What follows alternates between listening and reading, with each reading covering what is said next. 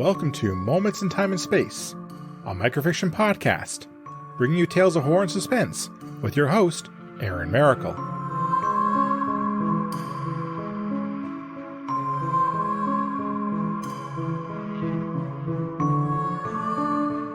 Hello everyone. Working retail is a thankless job. No matter how unknowing or rude the customers are, you are expected to be patient with them. Devin was never very good at this part of the job, but his high sales totals made management willing to overlook this attitude. However, karma has a way of catching up with people like Devin. Now, I'm not sure if I have a Triton 597 or a Triton 690 Plus. They both look the same to me. I can tell you the printer is black with silver writing. Silver is one of my favorite colors. That was what made me buy the printer in the first place. When I first saw it, Devin nodded politely as he listened to the elder lady ramble on. It had been 15 minutes since he asked if he could help her. She'd come in to find some ink for her printer, but had no idea what model she had, or what toner cartridge she needed. Every time Devin tried to narrow down what model she had, the old lady launched into a side story that seemed to have no end. Out of the corner of his eye, Devin saw an amazing pair of legs standing near the laptops. He turned slightly and saw a shapely young female wearing a tight-fitting red summer dress. Her auburn hair was long and fell loosely around her bare shoulders. She noticed Devin looking at her and gave him a small smile. He abandoned the elder lady and walked over to engage the lady in the red dress. "Can I help you?" Devin asked. The young woman giggled. "Maybe. I need a laptop." "Well, you came to the right place." "What? Excuse me, young man. You were helping me." Mentally rolling his eyes, Devin turned to find the small elder lady standing behind him. She held a box in each hand containing a toner cartridge, and neither of them looked close to what she had been describing.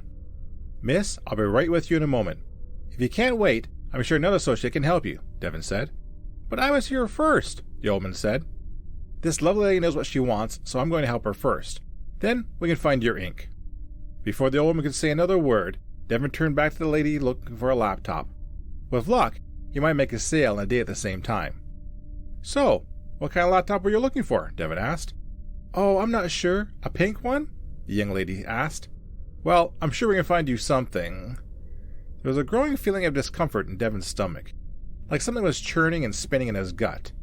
He put his hand to his mouth and coughed a bit, trying to clear the feeling of nausea. Devin had eaten a very greasy slice of pizza for lunch, and he was beginning to regret that decision. "Are you okay?" the laptop seeker asked. "Yeah, just, A hot stream of pale vomit erupted from Devin's mouth. The foul liquid splashed against the front of the scarlet dress of the young woman, as well as her face. She threw up her hands and shrieked.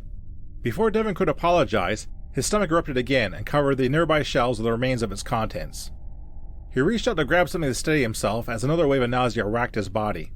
Through weary eyes, Devin spied the elder woman standing at the end of the aisle. She offered him a smile of retribution and raised her left hand. 3 of the gnarled fingers made a strange gesture. On cue, another stream of vomit raced up his throat and spewed from his mouth. The old woman cackled and prepared to gesture again.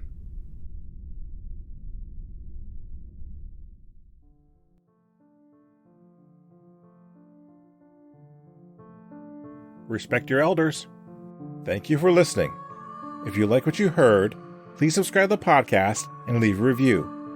You can also follow me on Twitter at MomentsInTAS. Feel free to recommend this podcast to others and help it grow. The opening and closing theme is Creepy Night by Daniel Carlton. Until next time, be safe, be smart, and be well. See you soon.